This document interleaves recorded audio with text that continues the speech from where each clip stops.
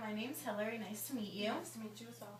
So I know this is our first session together, so I kind of just want to go over the paperwork you filled out when you first came in to schedule this appointment with my receptionist. I believe you filled out 2 forms, one being the confidentiality form, and so all that really discussed was how everything that you and I talk about during our time together will be kept between just you and I. I won't go around talking about your private information with anyone else in the office or to any other clients. However, unless you kind of discuss, or mention you want to harm yourself or kind of hurt somebody else, then I will have to reach out to, my boss or to even the authorities and inform them just for, your own safety and for other people's safety. So if that were the case, though, I would inform you about it first. Do you have any questions about any of that? No, I think that both you and your secretary who I talked with before explained it very, very well. So. Okay, and then the other form you went over was all about kind of like medical history and things like that. I just had you fill out some kind of basic information.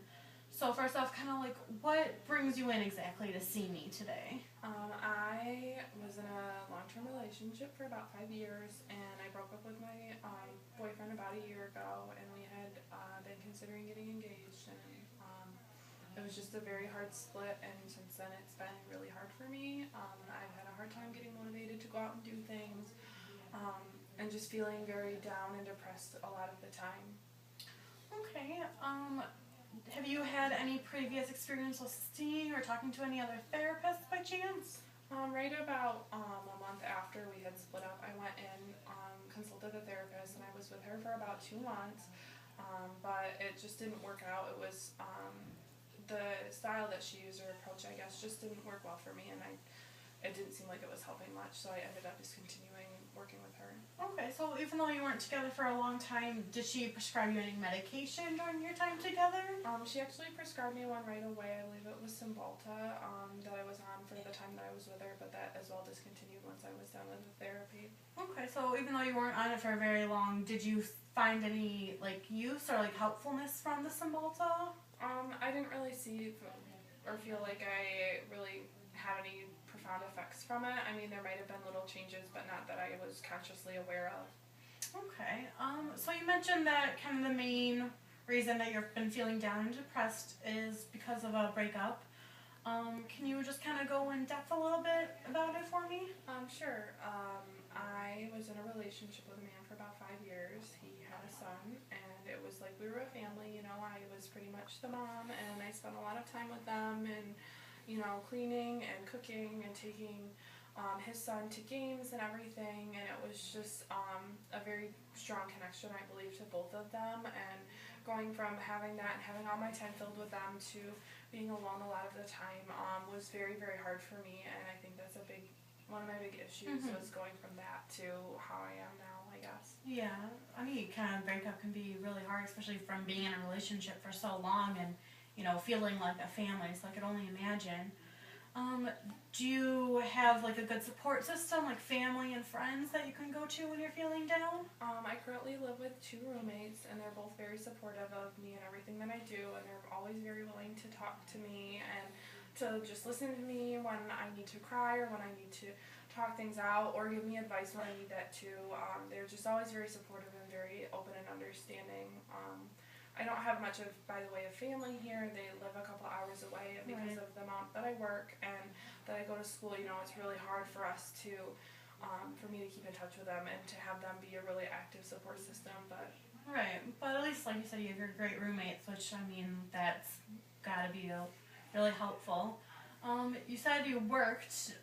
Is that one of the main activities you kind of do while trying to keep busy and stuff? I do try to work a lot. I work on average about 50 to 60 hours a week to try, take my mind off things and keep busy. I do go to school as well, and I've been trying to work out lately, do some running, do some aerobics classes and such to get back in shape, but also to take my mind off things. Right. Have you found that exercising has kind of been a mood booster for you at all? A little bit. With the aerobics classes, I think those are definitely more helpful than walking or running because they're such high intensity that it's harder to sit and think about things, but when I Right. do go running, I notice that it's a lot of time thinking, and I don't necessarily always come out feeling better. Sometimes I feel worse because I've thought about things a lot. That's understandable. It could be, very difficult. Do you try to go out with your roommates, or are you kind of just feeling so down that you don't even want to do anything? I mean, I try to, and I really want to, because I know that my roommates really do want me there, and they really actively encourage me to come out. And I do come out from time to time, but I find it really hard to find the motivation or, the energy to come out when they want to go out late at night, and I'm just really still sad and depressed about everything. I don't really want to go, meet new people or anything. Right. And sorry, I don't mean to backtrack a little bit, but I know you had mentioned that previously you had been on Cymbalta, and I wanted to quickly take note. Is that something you were interested in starting up again, like getting on medication to kind of work things out, or would you prefer to just talk things through in therapy? I'm not opposed to medication. Obviously, I had to take it before with my other therapist, but honestly, I think that it was introduced a little bit too soon. I think that it should be a later on approach, so I would prefer to try talk therapy first, and then if we see that it's something that we really need, that we then approach it then, and down the road, not right away. Definitely. So yeah, we'll definitely try to work on, just talking about everything for at least a couple of months, and then, if I see that you're still kind of struggling a little bit, I could suggest some medication to you and see how you feel about that. Of course, yeah. But this does wrap up our time together for our first session. I just want you to know you can call me whenever. I'll give you my card. Okay. Does every Saturday at 8 o'clock work for you? Yeah, that's a pretty good time for me. Okay, awesome. I will write that down and keep that in the schedule. Do you have any questions?